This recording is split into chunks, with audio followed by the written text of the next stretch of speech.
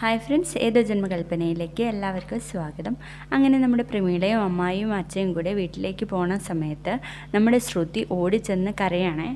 അമ്മ, എന്നെ ശപിക്കരുതമ്മ, എന്നോട് ക്ഷമിച്ചു എന്നൊരു വാക്ക് എന്ന് പറയുമ്പോഴേക്കും നമ്മുടെ പ്രമീള അങ്ങ് തള്ളുകയാണേ. എന്നോട് ക്ഷമിക്കല്ല ചെയ്യുക, ഈ അച്ഛന് ആവതുണ്ടെങ്കിൽ നിന്നെ കൊല്ലുമായിരുന്നു.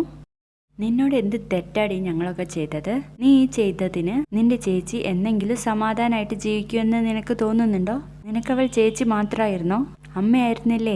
എന്നിട്ട് അവളോട് നിനക്ക് എങ്ങനെ ആടി അങ്ങനെയൊക്കെ ചെയ്യാൻ തോന്നിയത്?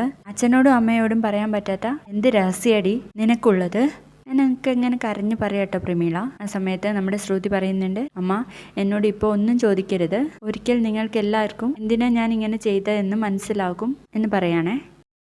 ഞങ്ങൾക്കൊന്നും കേൾക്കണ്ട, മേലാൽ ഞങ്ങളെ കാണാൻ ആ വീട്ടിലേക്ക് വന്നു പോരുതെന്ന് പറഞ്ഞിട്ട് അവരങ്ങ് പോവാട്ടോ. അവർ പോയി കഴിഞ്ഞതിന് ശേഷം നമ്മുടെ ശ്രുതി കരഞ്ഞുകൊണ്ട് തന്നെ അകത്തേക്ക് പോവാണേ. ആ സമയത്ത് ആകാശ് പ്രീതി അങ്ങനെ ആശ്വസിപ്പിച്ചോണ്ടിരിക്കുകയാണ്. ശ്രുതിയെ കണ്ടതും പ്രീതി ഓടി വന്ന് അങ്ങ് പിടിച്ചിട്ട്, എന്താടി ശ്രുതി, എന്താടി നീ ഇങ്ങനെയൊക്കെ? എന്താ സംഭവിച്ചെന്ന് എന്നോടെങ്കിലും നിനക്കൊന്ന് പറഞ്ഞൂടെ? ദൈവത്തെ ഓർത്ത് ചേച്ചി അതിനെക്കുറിച്ച് എന്നോടൊന്നും ചോദിക്കരുത്. അങ്ങനെ എനിക്ക് പറയാൻ പറ്റുമെങ്കിൽ ഞാൻ എപ്പോഴേ എല്ലാവരോടും പറഞ്ഞേനെ. എന്നോട് ക്ഷമിക്കുക എന്ന് പറഞ്ഞിട്ട് പ്രീതിയുടെ കാല് പിടിക്കാൻ പോകുമ്പോഴേക്കും പ്രീതി അവിടെ നിന്ന് പോയി കളയാണേ. അപ്പോൾ അവിടെ തന്നെ ഇരിക്കുകയാണ് നമ്മുടെ ശ്രുതി. തുടർന്ന് നമ്മുടെ അശ്വിനാണെങ്കിൽ ടെൻഷൻ അടിച്ചിട്ട് അങ്ങോട്ടും ഇങ്ങോട്ടും നടന്നുകൊണ്ടിരിക്കുകയാണേ. അഞ്ജലി ആണെങ്കിൽ റൂമിൽ ഇങ്ങനെ കരഞ്ഞുകൊണ്ടിരിക്കുന്ന സമയത്ത് ശ്യാം വരുന്നുണ്ട്. ഇനി ഒരിക്കലും എൻ്റെ രാജകുമാരിയുടെ കണ്ണീര് തോരില്ല. മനോരമ ആൻറ്റി പറഞ്ഞ പോലെ ഈ കുടുംബം നശിച്ചു എന്ന് പറഞ്ഞ് അങ്ങനെ നിൽക്കുകയാണേ. തുടർന്ന് നമ്മുടെ ആകാശ പ്രീതിയോട് ചെന്ന് പറയുന്നുണ്ട്, ഒരു പെണ്ണിന്റെ ഏറ്റവും പ്രധാനപ്പെട്ട ചടങ്ങ് തന്നെയാണ് വിവാഹം.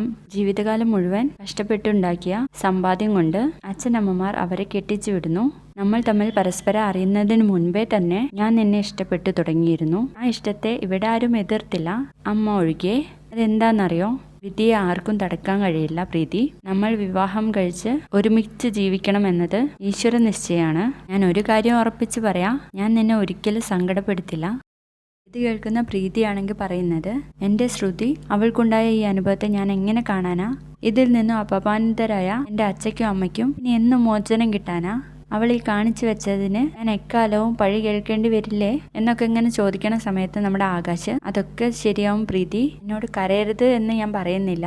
ചേട്ടൻ എന്തെങ്കിലും മനസ്സിൽ കാണാതെ ഇങ്ങനെയൊന്നും ചെയ്യില്ല, നീ ഒന്ന് സമാധാനപ്പെടുക എന്നൊക്കെ പറഞ്ഞ് ആശ്വസിപ്പിക്കാണ് കേട്ടോ. തുടർന്ന് നമ്മുടെ മുത്തശ്ശിയും മോഹനനും സംസാരിച്ചുകൊണ്ടിരിക്കുന്നിടത്തേക്ക് മനോരമ എത്താണ്. ഇപ്പൊ എങ്ങനെയുണ്ട്? നീ നാലാളുടെ മുഖത്ത് ഞാൻ എങ്ങനെ നോക്കും?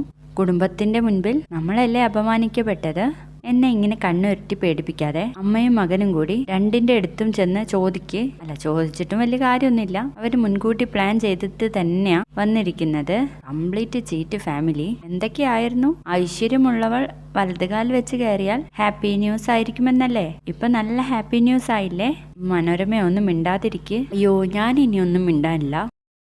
അല്ലെങ്കിലും തോന്നിയാസം ചെയ്യുന്നവർക്ക് ഇവിടെ എന്തോ ആകാം. മര്യാദയ്ക്കുള്ള കാര്യം പറയുന്നിടത്ത് ഒന്നും മിണ്ടാനേ പാടില്ല എന്നൊക്കെ പറഞ്ഞ് നിൽക്കണേ. അതിനുശേഷം നമ്മുടെ ശ്രുതി അശ്വിൻ്റെ അടുത്തേക്ക് ചെല്ലുന്നുണ്ട്.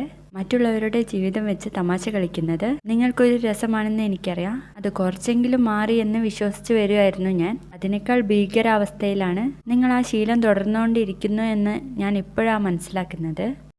എൻ്റെ ജീവിതത്തെക്കുറിച്ച് നിങ്ങളെ ബോധ്യപ്പെടുത്തേണ്ട കാര്യമൊന്നും എനിക്കില്ല. എങ്കിലും നിങ്ങളുടെ അറിവിലേക്കായിട്ട് ഞാനൊരു കാര്യം പറയാണ്. നന്ന ചെറുപ്പത്തിലെ എൻ്റെ അച്ഛനും അമ്മയും എനിക്ക് നഷ്ടപ്പെട്ടതാണ്. മരണം എന്താണെന്ന് അറിയാത്ത ആ കുഞ്ഞുനാളിൽ ഇവരെനിക്ക് അമ്മയും അച്ഛയും ആയി. അവരാണ് ഇന്ന് ഞാൻ അവരുടെ ആരുമല്ല എന്ന് പറഞ്ഞ് ഇവിടെ നിന്ന് ഇറങ്ങിപ്പോയത്. നിങ്ങൾ കാരണം ഞാൻ വീണ്ടും അനാഥയായി. അപ്പോൾ അശ്വിന് ഒരു സഹതാപം തോന്നുന്നുണ്ട് കേട്ടോ ശ്രുതിയോട്. എന്തിനോ ഒരു തെറ്റും ചെയ്യാത്ത എന്നെ നിങ്ങൾ ഇങ്ങനെ ദ്രോഹിക്കുന്നത്? എൻ്റെ ചേച്ചിയുടെ കല്യാണം മുടങ്ങിയതുകൊണ്ട് നാടും വീടും ഉപേക്ഷിച്ച് ഇവിടേക്ക് വന്നതാ ഞാൻ. സ്വന്തം അധ്വാനത്തിൽ ജീവിക്കണമെന്ന് ആഗ്രഹിച്ച് ഒരു ജോലി തേടിയാണ് നിങ്ങളുടെ മുൻപിൽ ഞാൻ എത്തിയത്. ആ നിമിഷം ഞാൻ ഇന്നും ഓർക്കുന്നു. നിങ്ങൾ അന്നു മുതലേ എന്തിനും ഏതിനും ഇങ്ങനെ ദ്രോഹിച്ചുകൊണ്ടേയിരിക്കുന്നു. ഒരു ദിവസം പോലും നിങ്ങളെ ഓർക്കാത്ത ദിവസം എനിക്കില്ല എന്നൊക്കെ പറയുന്നുണ്ട്. അപ്പം അശ്വിൻ ഇങ്ങനെ നോക്കുകയാണ് കേട്ടോ ശ്രുതിയെ. ഒരു തെറ്റും ചെയ്യാതെ എന്നെ എന്തിനാണ് ദ്രോഹിക്കുന്നതെന്ന് എനിക്ക് അറിഞ്ഞാൽ പറ്റൂ എന്ന് പറയുമ്പോൾ അശ്വിൻ അങ്ങ് പോവാണ്. അപ്പോൾ കൈ പിടിച്ച് നിർത്തിയിട്ട് പറയുന്നുണ്ട്, നിങ്ങൾ ഇതിന് ഉത്തരം തന്നിട്ട് പോയാൽ മതി. അറിയണോ നിനക്ക്? നീ എന്തു കരുതി? നിന്റെ ഉദ്ദേശം എനിക്ക് മനസ്സിലാവില്ലെന്നോ? ആഗ്രഹിച്ചതും അതിനപ്പുറവും നീ നേടി, പക്ഷെ ആഗ്രഹിക്കാൻ പാടില്ലാത്തത് നീ ആഗ്രഹിച്ചു. അതിന് ഞാൻ നിനക്കൊരിക്കലും മാർപ്പ് തരില്ല എന്ന് പറഞ്ഞിട്ട് അശ്വിനൊന്നും തന്നെ പറയാതെ അങ്ങോട്ട് പോവാണ് കേട്ടോ. ഒന്നും മനസ്സിലാവാതെ ശ്രുതി അവിടെ തന്നെ നിന്ന് കരയാണേ. അതിനുശേഷം നമ്മുടെ അശ്വിനാണെങ്കിൽ കാറെടുത്ത് പുറത്തേക്ക് ഇറങ്ങുകയാണ്. ശ്യാമാണെങ്കിൽ എവിടെ നിന്നൊക്കെയോ നടന്നു വരുന്നുണ്ടേ. അപ്പോൾ ഇവർ തമ്മിൽ കാണുന്നുണ്ട്. അശ്വിനെ കണ്ടതും ശ്യാം പറയുന്നുണ്ട്, നീ അതിവിദഗ്ധമായിട്ട് എന്നെ ഓവർടേക്ക് ചെയ്തു. ഇതൊക്കെ നിന്റെ പവർ പ്ലേ ആണെന്ന് എനിക്കറിയാം. ഈ ബലമായി താലി കെട്ടിയില്ലായിരുന്നെങ്കിൽ ശ്രുതി ഇന്ന് എൻ്റെ ഭാര്യയാണ്. എനിക്കറിയാം അവൾ സ്വമേധയാ നിന്നെ വിവാഹം കഴിക്കാൻ നിന്ന് തരില്ല എന്ന് നീ ഭീഷണിപ്പെടുത്തി സമ്മതിച്ചതായിരിക്കും എന്നൊക്കെ ഇങ്ങനെ ശ്യാം പറയുമ്പോൾ, അതെ, ഇതെന്റെ പവർ പ്ലേ തന്നെയാണ്.